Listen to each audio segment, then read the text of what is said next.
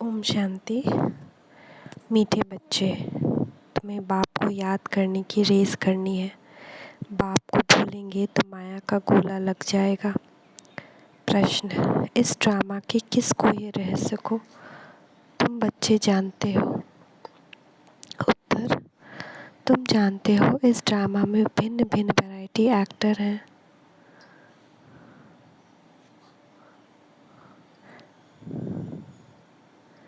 हर एक का अलग अलग पार्ट है। एक का पार्ट, एक के फीचर्स दूसरे से नहीं मिलते। जो ऑलराउंडर हीरो पार्टधारी है उनका ही गायन है। बाकी जो थोड़ा समय एक दो जन्म पार्ट बजाते हैं वह कमज़ोर पार्टधारी हुए।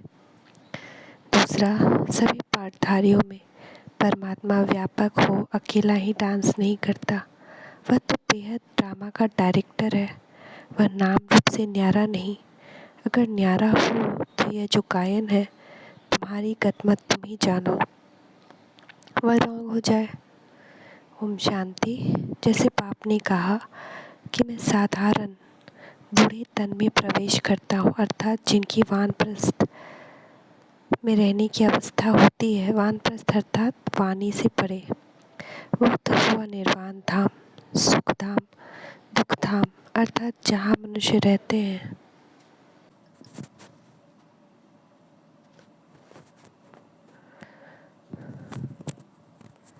सुख धाम में मनुष्य रहते हैं, वहाँ उन्हों को सुख मिलता है, तो नाम सुख धाम रखा है।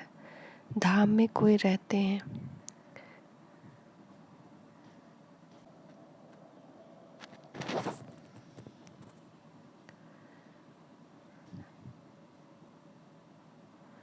अच्छा, फिर शांति धाम कहते हैं। वहाँ तो मनुष्य रहने वाले नहीं हैं। शांति धाम कहने से फिर सिद्ध होता है वहाँ आत्माएं रहती हैं, वहाँ मनुष्य नहीं रह सकते। ऐसे नहीं कि मनुष्य सतयुग में शांति में रहते हैं तो कोई गुफा में रहते हैं, वह मन को अमन कर देते हैं। नहीं, वह तो है ही एक द्वैत, एक अद्वैत धर्म। द्वैत की बात नहीं, अद्वैत। फिर जितने धर्म बढ़ते जाते हैं तो द्वैत बढ़ता जाता है। जहाँ द्वैत है वहाँ शांति है। वानप्रस्थ उनको कहा जाता है, निर्वाण धाम। अब तुम बच्चों को पता है कि हम आत्माओं को रहना निर्वाण धाम में होता है। उनको फिर मुक्ति धाम कहा जाता है। वहाँ शांति में तो सिर्फ आत्माएं रहती हैं। सुख धाम में तो शरीर है ना, शरीर के साथ कभी शांति नहीं रह सकती।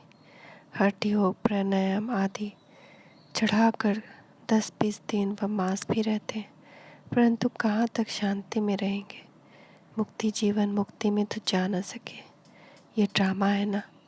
इस समय सभी आत्माएं यहाँ कर्म क्षेत्र पर आनी चाहिए, क्योंकि नंबरवार आना है। आत्माएं भी नंबरवार है ना। कोई सतो प्रधान है, कोई सतो रजोतमो है। जो पिछाड़ी में थोड़ा पार्ट बजाते हैं वह तो जैसी कमज़ोर आत्मा है, बिल्कुल थोड़ा पार्ट है। उनका इतना प्रभाव नहीं हो सकता, इतने गाए नहीं जाते हैं। विचार करो कौन कौन गाए जाते हैं। ऊंचते ऊंच है भगवान। भारत की ही बात है, दूसरी जगह किसका गायन करें? धर्म स्थापकों का। जैसे क्राइस्ट, फिर पोप आते हैं, उनके भी चित्र गायन होता है। जिन आत्माओं का, उनका भारी पाठ है। तुम बच्चे सृष्टि के आदि मध्य अंत को जान गए हो। ड्रामा में कौन से फर्स्ट क्लास एक्टर्स हैं, अखबार में भी डालते हैं तो मनुष्यों को खींच होकर फैलाने को देखो। कोई को पता नहीं कि यह बेहद का 5000 वर्ष का ड्रामा है। विलायत वाले भी बहुत कपोड़े मारते हैं, सबसे जास्ती यहाँ वाले कपोड़े मारते हैं। तो बाप आकर हमको सारी नॉलेज देते हैं।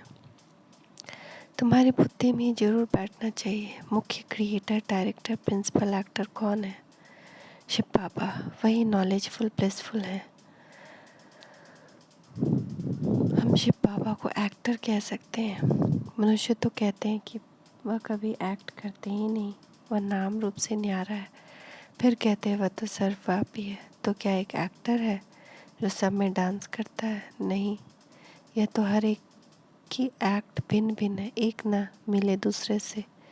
कितने अनेक मनुष्य हैं, एक की फीचर दूसरे से मिल नहीं सकते। बच्चे जानते हैं ये वर्ल्ड ड्रामा हूबहू रिपीट होता रहता है।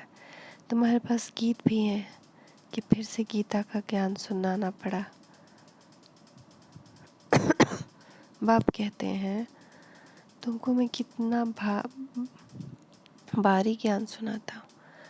हम तुम और सारी दुनिया अब है, कल पहले भी थी, कल्प मिलते रहेंगे, दूसरी और दुनिया होती नहीं। बाप कहते हैं हम एक हैं तो रचना भी एक है।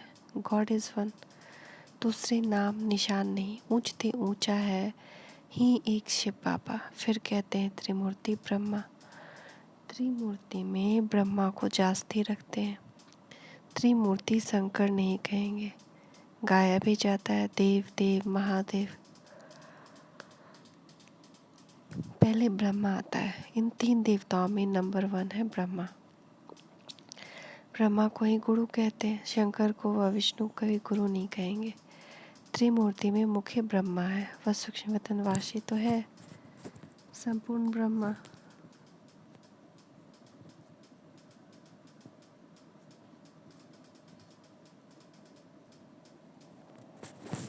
फीचर्स तो एक जैसे ही हैं, तो ऊंचते ऊंच हुआ शिव बाबा, सभी का बाबा। फिर गाया जाता है ग्रेट ग्रेट ग्रैंडफादर, जिससे मनुष्य सृष्टि रूपी सिजरा निकलता है। यह मनुष्य सृष्टि रूपी झाड़ है। पहले पहले एडम अर्थात आदिदेव उनसे रचना रचते हैं, परंतु ब्रह्मा कुमार कुमारी कोई सब थोड़ी बनते हैं। जो ब्राह्मण बनते हैं वही फिर देवता बनते हैं। यह पढ़ाई है, यज्ञ में चाहिए भी ब्राह्मण। वह ब्राह्मण लोग मटेरियल यज्ञ रचने वाले हैं। तुम्हारी यज्ञ है रूहानी, उनका यज्ञ कुछ समय चलता है, फिर पिछाड़ी में आहुति डालते हैं, तिल घृत आदि। यह तो बड़ा भारी यज्ञ है, इसमें सारी दुनिया स्वाहा हो जानी है। सत्युग त्रेता में कभी यज्ञ होता नहीं।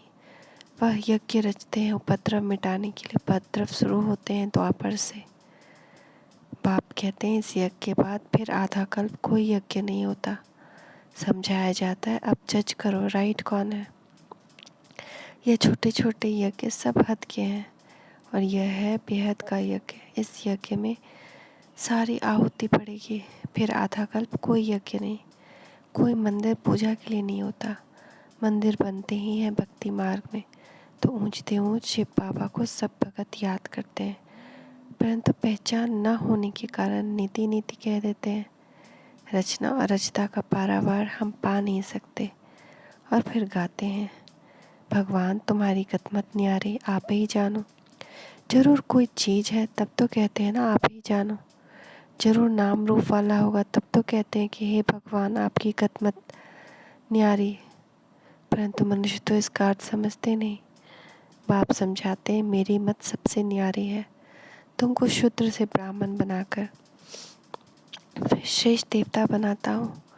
जीवन मुक्ति दाता मैं सर्व का लिबरेटर हूँ। कलयुग पूरा हो सत्युग होता है, सत्युग में दुख की बात नहीं। बाप दुख से लिबरेट करते हैं, बाकी सब शांति धाम में चले जाएंगे। कलयुग के अंत में ही लिबरेटर आते हैं, आकर नरक को स्वर्ग बनाते हैं। यहाँ तो बहुत दुख है, इनको स्वर्ग नहीं कह सकते। पुरानी दुनिया को नई दुनिया थोड़ी कहेंगे। नई दुनिया में लक्ष्मी नारायण का राज्य था। पुरानी दुनिया में क्या लगा पड़ा है, यह फिर नई दुनिया बनती है। ऊंचते ऊंच बाबा ही आकर पुरानी दुनिया से नई दुनिया बनाते हैं। सूक्ष्म वतनवासी ब्रह्मा विष्णु शंकर को देवता कहते हैं। ऐसे कहाँ भी लिखा हुआ नहीं कि प्रजापिता ब्रह्मा सूक्ष्म वतनवासी हैं। सूक्ष्म वतन में थोड़ी ही प्रजा होती है। प्रजापिता ब्रह्मा तो जरूर यहाँ ही चाहिए। ऊंचते ऊंच शिव बाबा, फिर सेकेंड नंबर में है ब्रह्मा। शिव बाबा इन ब्रह्मा द्वारा बैठ सर्विस करते हैं, ब्राह्मणों को देवता बनाते हैं। यह तो है ही पाप आत्माओं की दुनिया, रावण राज्य। जो कुछ करते हैं उनमें मनुष्यों के पाप ही होते हैं।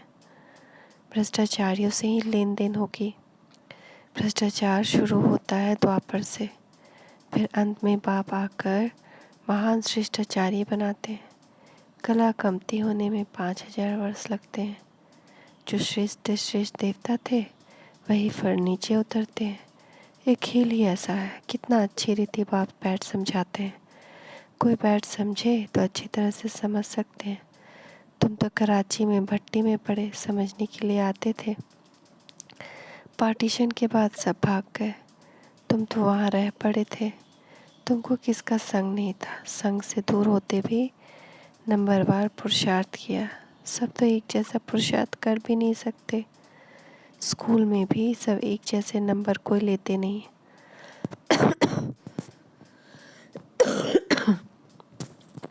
2 स्टूडेंट को 99 मार्क्स मिल नहीं सकते।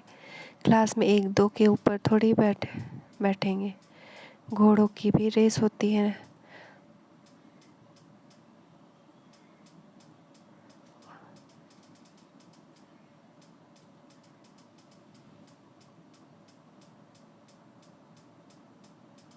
उसमें भी 1-2 हो नहीं सकते, एक जैसे 2 हो नहीं सकते। इसका नाम रखा है राजस्व अश्वमेघ। अश्व कहा जाता है घोड़े को।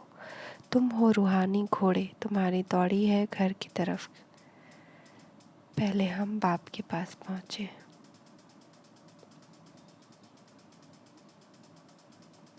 वहाँ तो साइकिलों की, घोड़ों की रेस होती है, युद्ध की भी रेस होती है। तुम्हारी युद्ध की युद्ध, रेस की रेस है। तुम्हारी माया पर जीत पाने की युद्ध है। और बाप को याद करने के लिए ही कहा जाता है। कोई यह नहीं कहा जाता कि गुरु नानक को याद करो या और को याद करो। सर्व का सद्गति दाता एक है। वास्तव में सब पर दया करने वाला भी एक है। सर्व का सद्गति दाता पतित पावन भी एक है। उन्होंने अपने ऊपर नाम रखाया है तो झूठा हुआ ना। सर्व को सुख देने वाला एक है। सुखदान में बाप ही ले जाते हैं, तो बाप से ही सुखदान का वर्षा लेना चाहिए। आधा कल्प रावण ने श्राप दिया है, अब पाप से वर्षा लो। यह तो है ही पाप आत्माओं की दुनिया, देवताओं की है पुण्य आत्माओं की दुनिया। पाप की दुनिया में पुण्य होता नहीं तो यह गपोड़ा मारते हैं कि फलाना मरा, स्वर्गवासी हुआ। अरे स्वर्ग में है ही नहीं तो फिर स्वर्ग में जन्म कैसे मिलेगा? यह भी समझने वाला समझे। समझने के लिए कोई यहाँ बैठना नहीं। पल विलायत में रहो, परंतु 7 रोज बाबा के संग में जरूर रहना पड़े, क्योंकि संग तारे को संग बोरे। अगर तीर लग गया तो कहेगा और 7 रोज रहना है तो बाबा परीक्षा भी लेते हैं कि पूरा निश्चय है। दिल लगती है, तीर लगता है। बाप पढ़ाते हैं, अरे बाप के पास तो रहना चाहिए ना। जब पक्का रंग लग जाए तो विलायत में भी जा सकते हैं। अभी पवित्र बनेंगे तो 21 जन्मों की राजाएं मिलेगी। कम बात है क्या? एक जन्म पवित्र बनो, कोई बड़ी बात है? बाबा युक्तियाँ तो बहुत बताते हैं। आहिस्ते आहिस्ते युक्ति से चलो, जिससे खिटपिट न हो, दोस्ती भी रहे और अपने आप को छुड़ाते भी रहो। बाबा रांझो रमजबाज है तो रमज युक्ति बताते हैं, ऐसे ऐसे करो। बहुत बच्चियाँ भू भू करके पति को ले आती हैं, फिर पति स्त्री के चरणों पर गिरते हैं, किसने मुझे बचाया। वह ब्राह्मण तो विकार का हथियाला बंधवाते हैं। यहाँ ब्रह्मा और ब्राह्मण हथियाला बांधते हैं पवित्रता का। वह कैंसिल करते हैं। बच्चे कहते भी हैं, बाबा आप हमको स्वर्ग में ले जाते हो, हम क्यों नहीं मानेंगे। खुशी से पवित्रता का कंगन बांधते हैं। अच्छा मीठे मीठे सिकी लदे बच्चों प्रति माता पिता बाप दादा का याद प्यार गुड मॉर्निंग। रूहानी बाप की रूहानी बच्चों को नमस्ते। रूहानी बच्चों की रूहानी माता पिता बाप दादा को याद प्यार गुड मॉर्निंग। नमस्ते बाबा नमस्ते, शुक्रिया बाबा शुक्रिया। धारणा के लिए मुख्य सार, पवित्र बनने की युक्ति आप ही रचनी है। 21 जन्मों की राजाई के लिए पवित्रता की प्रतिज्ञा करनी है। श्रेष्ठ बनने के लिए श्रेष्ठाचार्यों से लेन देन करनी है। बाप के संग में रहकर निर्भय बनना है। वरदान, सर्वशक्तिमान के साथ की स्मृति द्वारा सदा सफलता का अनुभव करने वाले कंबाइंड रूपधारी भव।